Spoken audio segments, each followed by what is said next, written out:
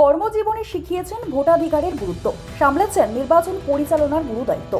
অথচ আজ ৭৬ বছর বয়সে নিজের গ্রামে প্রাক্তন ডেপুটি ম্যাজিস্ট্রেট মোহাম্মদ মতিন, সাথে বাদ গেল আরও ২০০ জনের নাম। প্রশাসন কি সত্যিই উদাসীন? যিনি একসময় দেশের গণতন্ত্রের উৎসব পরিচালনা করেছেন, যার নির্দেশে তৈরি হয়েছে হাজার হাজার মানুষের ভোটার কার্ড, আজ খোদ তার নামে মুছে গেল ভোটার তালিকা থেকে।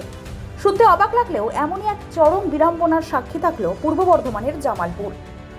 ঘটনাটি জামালপুর বিধানসভার তুরুক ময়না গ্রামের।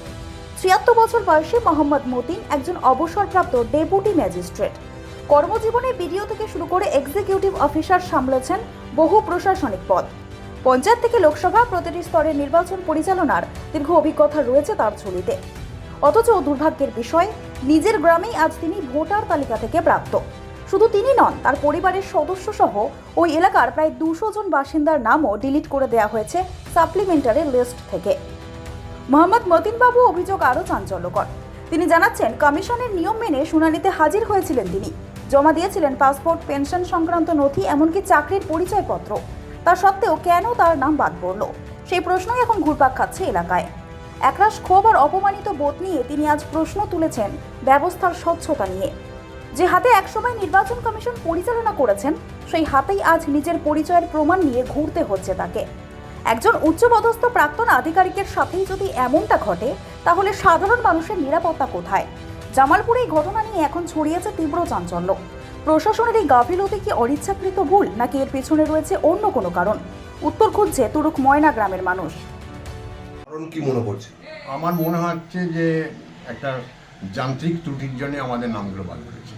আমরা যদি কিছুটা মানবিক হতাম, বিচার ব্যবস্থায় বলুন আর প্রশাসন ব্যবস্থা হতো, তাহলে এত লোকের নাম আমার গ্রামেও বাদ পড়তো না। আপনার গ্রামে কত লোকের নাম বাদ? আমার গ্রামে 288 জনকে ডেকেছিল ভোটার বিচারাধীন। তাতে 40 জনের নাম দেখি উঠেছে, আর বাকি সব বাতিল হয়েছে। স্যার, একটা কথা আপনাকে স্পষ্টভাবে জিজ্ঞাসা করি, এই ভোট রাজনীতি, এই এখন যেমন রাজনীতিতে হিন্দু মুসলিম এসব বিভেদের কথা উঠে আসছে, আপনি কি তারই শিকার হলেন? এখন সেটা মানে আমি তো হরপ করে বলতে পারি না, হতে পারে, এটা মেবি হতেই পারে। আমার নামটা খারাপ জায়গা আছে বলে হয়তো দিয়েছে। নামের কোনো বানানো ভুল নেই, স্পেলিং ভুল নেই, সবই আমার একই আছে। বাবা আমার সার্ভিস করে গেছেন, রিটায়ার করে গেছেন, স্কুল টিচার ছিলেন।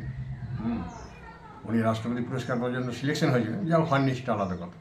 স্যার বলছি, আপনার হাত ধরে আপনার কর্মজীবনে নতুন অনেক ভোটার সৃষ্টি হলো এই ভারতের নির্বাচন কমিশনের আন্ডারে, এবং অনেক ভোটারকে আপনি নাম তুলতে সহায়তা করলেন।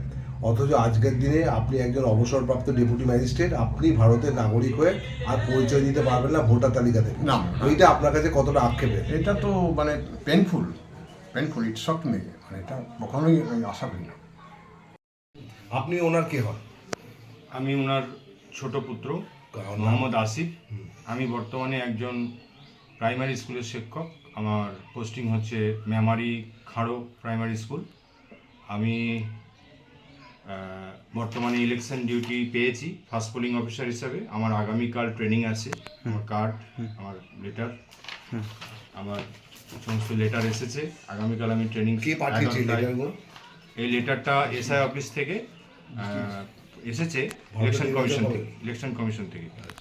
তো আমার খুব দুঃখের বিষয় যে আমি ইলেকশন ডিউটি করব, অথচ সেই ইলেকশনে আমার বাবারই নাম নেই। তো কিসের নাম নেই?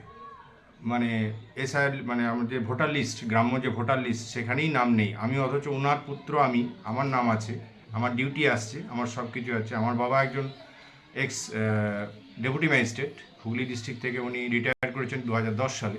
তারপরেও উনি এক্সিকিউটিভ অফিসার ছিলেন, বর্ধমান অফিসার হিসেবে বর্ধমান মিউনিসিপ্যালিটিতে উনি সার্ভিস করেছেন, এবং ওনার সম্মানার্থে আরও 1 বছর ওনাকে স্পেশাল পদে রাখা হয়েছিল।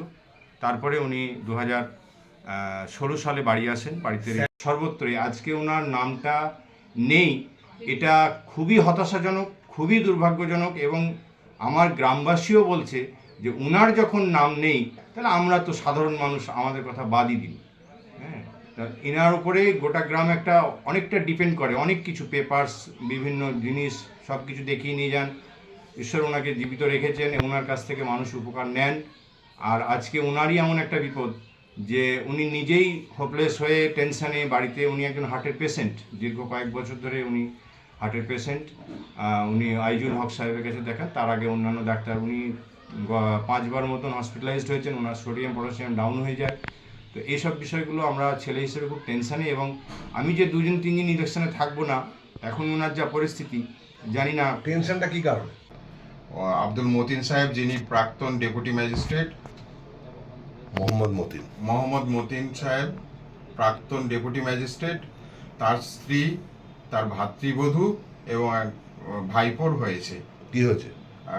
ভোটার ডিলিট করে দিয়েছে ইলেকশন কমিশন।